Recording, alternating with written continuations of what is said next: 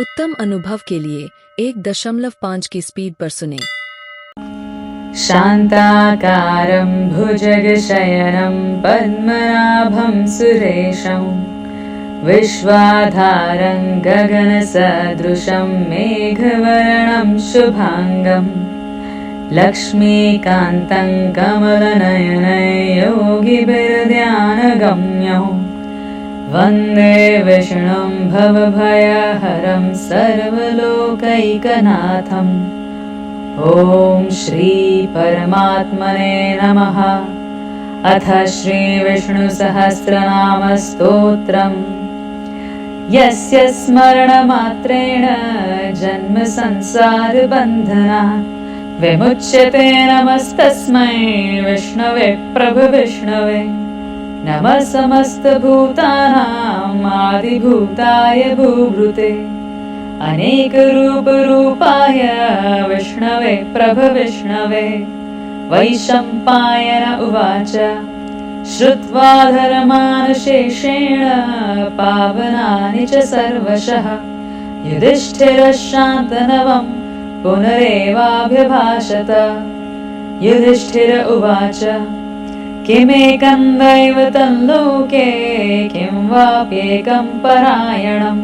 स्तुवन्तः कङ्कमर्चन्तः प्राप्नुयुर्मानवा शुभम्। को धर्मः सर्वधर्माणां भवतः परमो मतः किञ्चपन्मुच्यते जन्तुर्जन्म संसारबन्धनात्। भीष्म उवाच जगत्प्रभुं देवदेवम् अनन्तं पुरुषोत्तमम् स्तुवन्नाम सहस्रेण पुरुषः सततोत्थितः। तमेव चार्चयन् नित्यं भक्त्या पुरुषमव्ययम् ध्यायन् स्तुवन् नमस्यश्च यजमानस्तमेव च। अनादिनिधनं विष्णुं सर्वलोकमहेश्वरं लोकाध्यक्षं स्तुवन् नित्यं सर्वदुःखातिगो भवेत्। ब्रह्मण्यं सर्वधर्मज्ञं लोकानां कीर्तिवर्धनं लोकनाथं महद्भूतं सर्वभूतभवोद्भवम्। एष मे सर्वधर्माणां धर्मोऽधिकतमो मतः यद्भक्त्या पुण्डरीकाक्षं स्तवैरर्चेन्नरः सदा। परमयो महत्तेजः परमयो महत्तपः परमयो महद्ब्रह्म परमयः परायणम्। पवित्राणां पवित्रयो मङ्गलानां च मङ्गलम् दैवतं देवतानां च भूतानां यो व्ययः पिता। यतः सर्वाणि भूतानि भवन्त्यादियुगागमे यस्मिंश्च प्रलये यान्ति पुनरेव युगक्षये। तस्य लोकप्रधानस्य जगन्नाथस्य भूपते विष्णो नाम सहस्रं मे शृणु पापभयापहम्। यानि नामानि गौणानि विख्यातानि महात्मनः ऋषिभिः परिगीतानि तानि वक्ष्यामि भूतये। ॐ विष्णु विष्णुर्वषट्कारो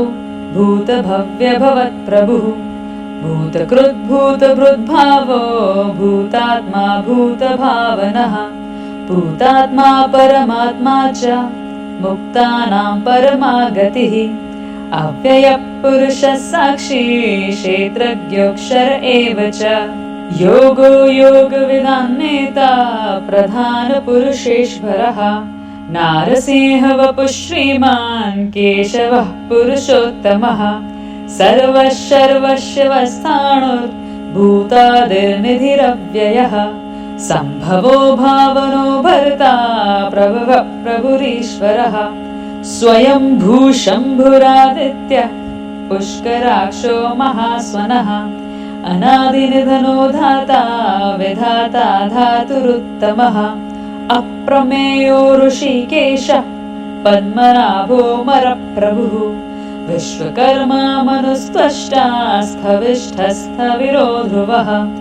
अग्राय शाश्वतः कृष्णो लोहिताक्ष प्रतर्धनः प्रभूतस्त्रिगकुब्धाम पवित्रं मङ्गलं परम्। ईशानः प्राणदः प्राणो ज्येष्ठः श्रेष्ठः प्रजापतिः हिरण्यगर्भो भूगर्भो माधवो मधुसूदनः ईश्वरो विक्रमी धन्वी मेधावी विक्रमः क्रमः अनुत्तमो दुराधर्षः कृतज्ञः कृतिरात्मवान् सुरेशः शरणं शर्म विश्वरेताः प्रजाभवः अहः संवत्सरो व्यालः प्रत्ययः सर्वदर्शनः अजः सर्वेश्वरः सिद्धः सिद्धि सर्वादिरच्युतः वृषाकपिरमेयात्मा सर्वयोगविनिसृतः वसुर्वसुमनः सत्यः समात्मा सम्मितः समः अमोघः पुण्डरीकाक्षो वृषकर्मा वृषाकृतिः रुद्रो बहुशिरा बभ्रुर्विश्वयोनिश्चिश्रवाः अमृतः शाश्वतः स्थाणुर्वरारोहो महातपाः सर्वगः सर्वविद्भानुर्विश्वक्सेनो जनार्दनः वेदो वेदविदव्यङ्गो वेदाङ्गो वेदवित्कविः लोकाध्यक्षः सुराध्यक्षो धर्माध्यक्षः कृताकृतः चतुरात्मा चतुर्व्यूहश्चतुर्दंष्ट्रश्चतुर्भुजः भ्राजिष्णुर्भोजनं भोक्ता सहिष्णुर्जगदादिजः अनघो विजयो जेता विश्वयोनिः पुनर्वसुः उपेन्द्रो वामनः प्रांशुर् अमोघः शुचिरूर्जितः अतीन्द्रः सङ्ग्रहः सर्गो धृतात्मा नियमो यमः वेद्यो वैद्यः सदा योगी वीरः माधवो मधुः अतीन्द्रियो महामायो महोत्साहो महाबलः महाबुद्धिर्महावीर्यो महाशक्तिर्महाद्युतिः अनिर्देशवपुः श्रीमान् अमेयात्मा महादृहृक् महेश्वासो महीभर्ता श्रीनिवासः सताङ्गतिः अनिरुद्धः सुरानन्दो गोविन्दो गोविदाम्पतिः मरीचिर्दमनो हंसः सुपर्णो भुजगोत्तमः हिरण्यनाभः सुतपाः पद्मनाभः प्रजापतिः अमृत्युः सर्वदृक्सिंहः सन्धाता सन्धिमान् स्थिरः अजो दुर्मर्षणः शास्ता विश्रुतात्मा सुरारिः गुरुर्गुरुतमो धाम सत्यः सत्यपराक्रमः निमिषो निमिषस्रग्वी वाचस्पतिरुदारधीः अग्रणीर्ग्रामणी श्रीमान् न्यायो नेता समीरणः सहस्रमूर्धा विश्वात्मा सहस्राक्षः सहस्रपात् आवर्तनो निवृत्तात्मा संवृतः सम्प्रमर्दनः अहः संवर्तको वह्निर् अनिलो धरणीधरः सुप्रसादः प्रसन्नात्मा विश्वधृग् विश्वभुग् विभुः सत्कर्ता सत्कृतः साधुर् जह्नुर्नारायणो नरः असङ्ख्येयो प्रमेयात्मा विशिष्टः शिष्टकृच्छुचिः सिद्धार्थः सिद्धसङ्कल्पः सिद्धिदः सिद्धिसाधनः वृषा हि वृषभो विष्णुर्वृषपर्वा वृषोदरः वर्धनो वर्धमानश्च विविक्तः श्रुतिसागरः सुभुजो दुर्धरो वाग्मी महेन्द्रो वसुदो वसुः नैकरूपो बृहद्रूपः शिपिविष्टः प्रकाशनः ओजस्तेजोद्युतिधरः प्रकाशात्मा प्रतापनः रुद्धः स्पष्टाक्षरो मन्त्रश्चन्द्रांशुर्भास्करद्युतिः अमृतांशुद्भवो भानुः शशबिन्दुः सुरेश्वरः औषधै जगतः सेतुः सत्यधर्मपराक्रमः भूतभव्यभवन्नाथः पवनः पावनो नलः कामः कामकृत्कान्तः कामः कामप्रदप्रभुः युगादिकृद्युगावर्तो नैकमायो महाशनः अदृश्यो व्यक्तरूपश्च सहस्रजिदनन्तजित् इष्टो विशिष्टः शिष्टेष्टः शिखण्डी नहुषो वृषः क्रोधः क्रोधकृत्कर्ता विश्वबाहुर्महीधरः अचितः प्रतितः प्राणः प्राणदो वासवानुजः अपानिधिरधिष्ठानम् अप्रमत्तः प्रतिष्ठितः स्कन्दः स्कन्दधरो धुर्यो वरदो वायुवाहनः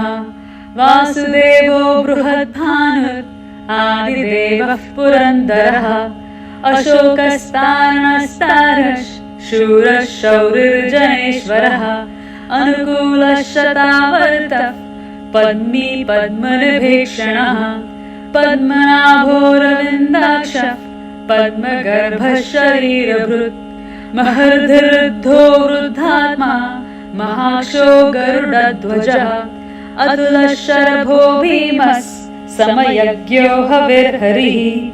सर्वलक्षणलक्षण्यो लक्ष्मीवान् समितेञ्जयः विक्षरो रोहितो मार्गो हेतुर्दामोदरः सहः महीधरो महाभागो वेगवानमिताशनः उद्भवः शोभनो देवः श्रीगर्भः परमेश्वरः करणं कारणं कर्ता विकर्ता गहनो गुहः व्यवसायो व्यवस्थानः संस्थानस्थानदो ध्रुवः परर्धिः परमस्पष्टः तुष्टः पुष्टः शुभेक्षणः रामो विरामो विरजो मार्गो नेयो नयो नयः वीरः शक्तिमतां श्रेष्ठो धर्मो धर्मविदुत्तमः वैकुण्ठः पुरुषः प्राणः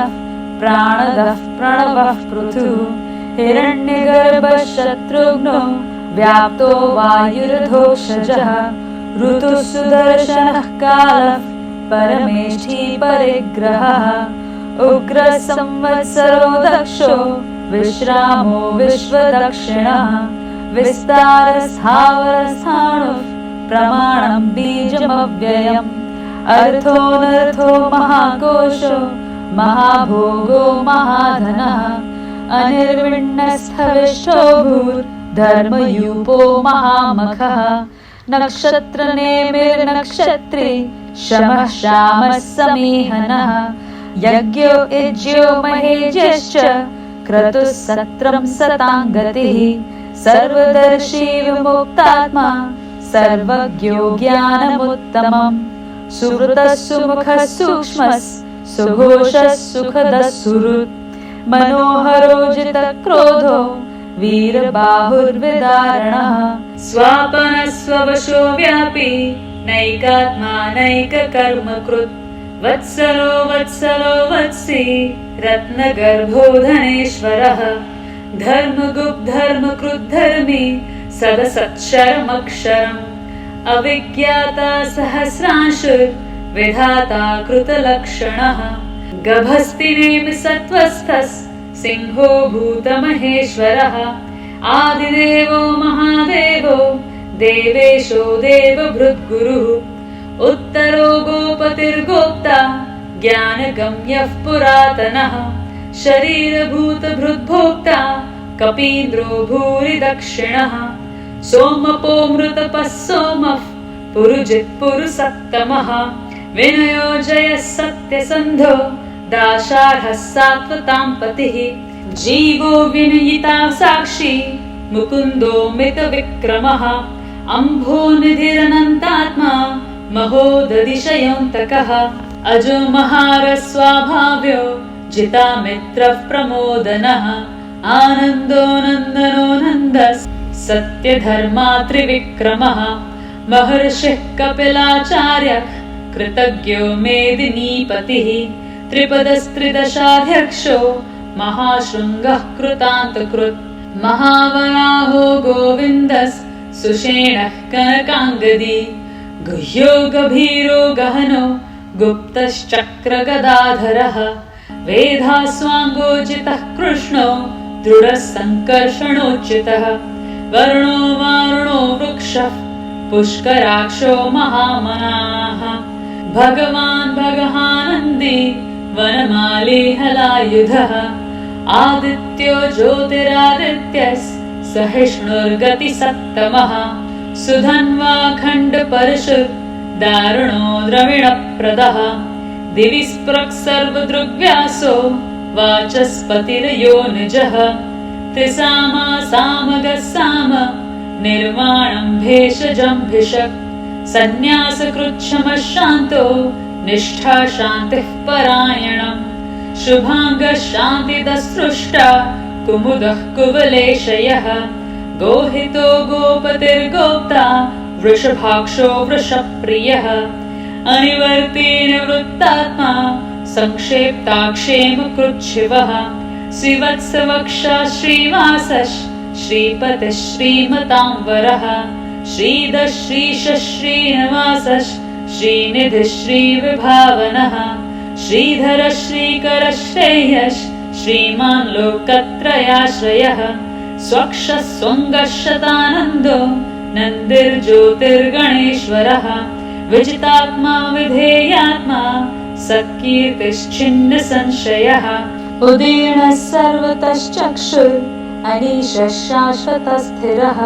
भूषयो भूषणो भूतिर्विशोकः शोकनाशनः अर्चिष्मानर्चितः कुम्भो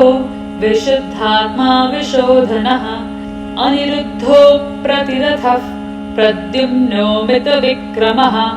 कानने विनिहावीरश् शौरः शूरजनेश्वरः त्रिलोकात्मा त्रिलोकेशः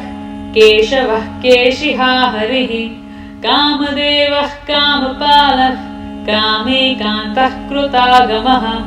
अनिर्देशवपुर्विष्णुर्वीरोऽनन्तो धनञ्जयः ब्रह्मण्यो ब्रह्मकृद्ब्रह्म ब्रह्म ब्रह्मविवर्धनः ब्रह्मविद्ब्राह्मणो ब्रह्मे ब्रह्मज्ञो ब्राह्मणप्रियः महाक्रमो महाकर्मा महातेजा महोरगः महाक्रतुर्महायज्वा महायज्ञो महाहविः स्तव्यस्तव प्रियस्तोत्रम् स्तुतिस्तोतारणप्रियः पूर्णः पूरयिता पुण्यः पुण्यकीर्तिर्वनामयः मनोजवस्तीर्थकरो वसुरेता वसुप्रदः वसुप्रदो वासुदेवो वसुर्वसुमनाहविः सद्गतिः सत्कृतिः सत्ता सद्भूतिः सत्परायणः शूरसेनो यदुश्रेष्ठः सन्निवासः सुयामुनः भूतावासो वासुदेवः सर्वासुनिलयो नलः दर्पः दर्पदो दृप्तो दुर्धरोऽथा पराजितः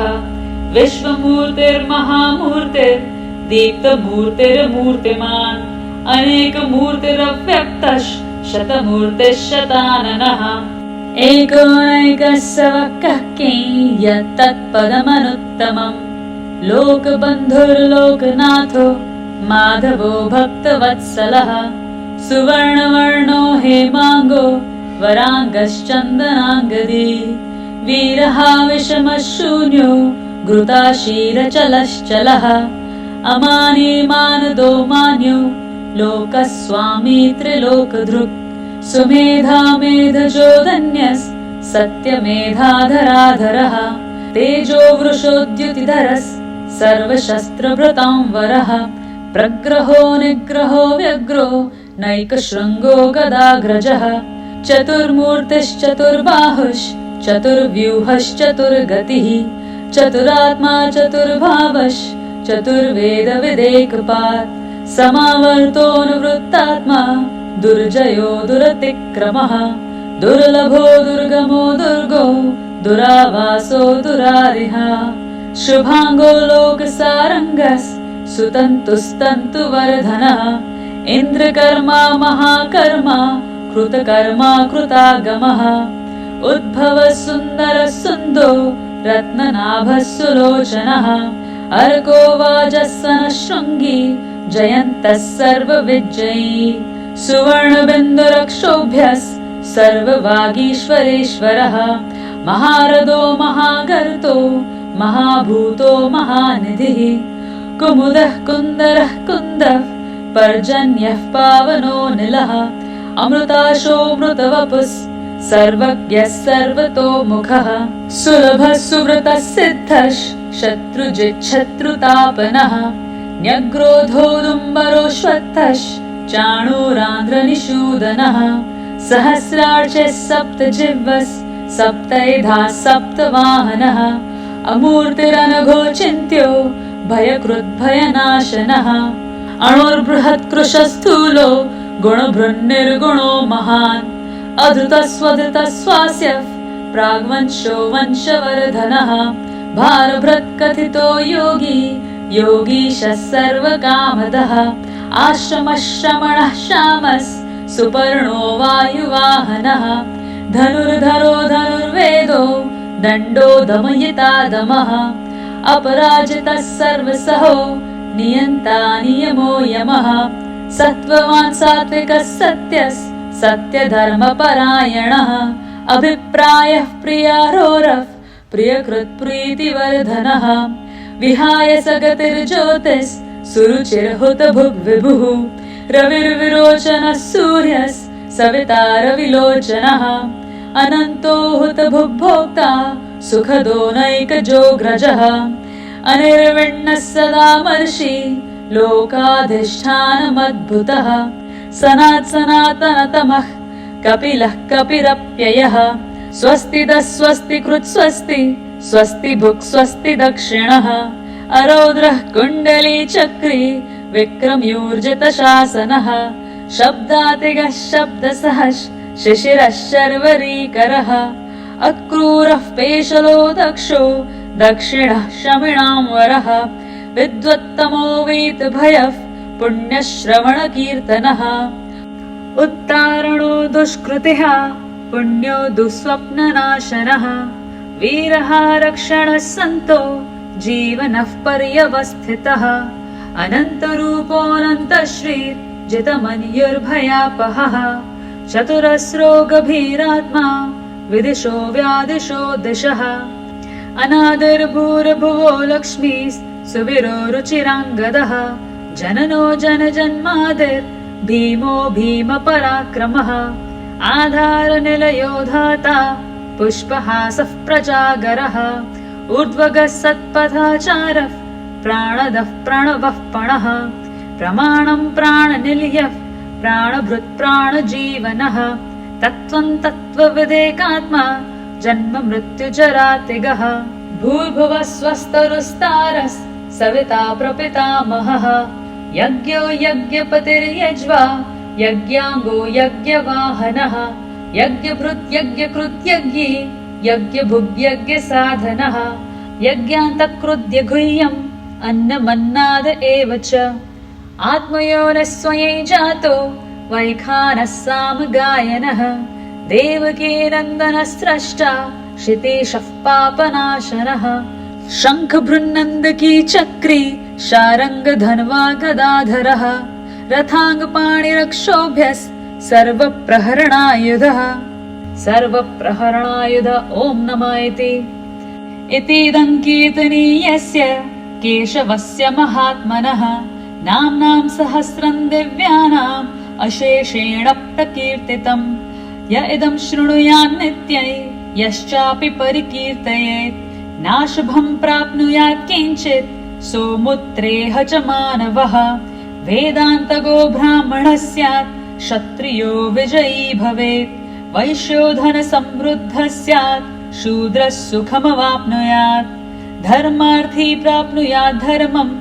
अर्थार्थी चार्थमाप्नुयात् कामानवाप्नुयात् कामी प्रजार्थी प्राप्नुयात् प्रजाम्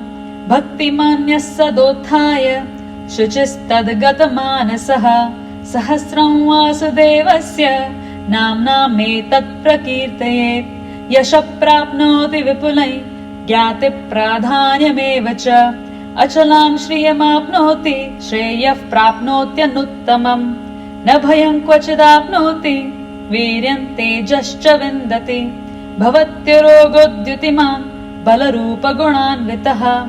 रोगार्तो मुच्यते रोगात् बद्धो मुच्येत बन्धनात् भयान्मुच्येत भीतस्तु मुच्येतापन्न आपदः दुर्गाण्यतितरत्याशु पुरुषः पुरुषोत्तमम् स्तुवन्नाम सहस्रेण नित्यं भक्तिसमन्वितः वासुदेवाश्रयो मर्त्यो वासुदेवपरायणः सर्वपापविशुद्धात्मा याति ब्रह्म सनातनम् न वासुदेवभक्तानाम् अशुभं विद्यते क्वचित् जन्म मृत्युजरा व्याधि भयं नैवोपजायते इमं स्तवमधीयानः श्रद्धा भक्तिसमन्वितः युज्येतात्मसुखक्षान्ति श्रीधृतिस्मृतिकीर्तिभिः न क्रोधो न च मात्सर्यं न लोभो न शुभामतिः भवन्ति कृतपुण्यानां भक्तानां पुरुषोत्तमे द्यौः चन्द्रार्कनक्षत्र खन्दिशो भूर्महो दधिः वासुदेवस्य वीर्येण विधृतानि महात्मनः ससुरासुरगन्धर्वं स यक्षोरगराक्षसम् जगद्वशे वर्ततेदं कृष्णस्य सचराचरम् इन्द्रियाणि मनोबुद्धिः सत्त्वं तेजो बलं धृतिः वासुदेवात्मकान्याहुः क्षेत्रं क्षेत्रज्ञ एव च सर्वागमानामाचारः प्रथमं परिकल्पते आचारप्रभवो धर्मो धर्मस्य प्रभरच्युतः ऋषयः देवा महाभूतानि धातवः जङ्गमाजङ्गमयि चेदै जगन्नारायणोद्भवम् योगो ज्ञानं तथा साङ्ख्यं विद्याशिल्पादिकर्म च वेदाशास्त्राणि विज्ञानम् एतत् सर्वै जनार्दनात् एको विष्णुर्महद्भूतम् पृथग्भूतान्यनेकशः त्रिलोकान् व्याप्य भूतात्मा भुङ्क्ते विश्वभुगव्ययः इमं स्तवम् भगवतो विष्णोर्व्यासेन कीर्तितम् पठेद्य इच्छेत् पुरुषः श्रेयः प्राप्तुं सुखानि च विश्वेश्वरमजं देवै जगतः प्रभवाप्ययम् भजन्ति ये पुष्कराक्षन् न ते यान्ति पराभवम्। ॐ तत्सदिति श्रीमहाभारते शतसाहस्रायां संहितायां वैयासिक्यामानुशासनिके पर्वणि भीष्मयुधिष्ठिरसंवादे श्रीविष्णोर्दिव्यसहस्रनामस्तोत्रम्। हरिः ओं तत्सत्, हरिः ओं तत्सत्, हरिः ओं तत्सत्।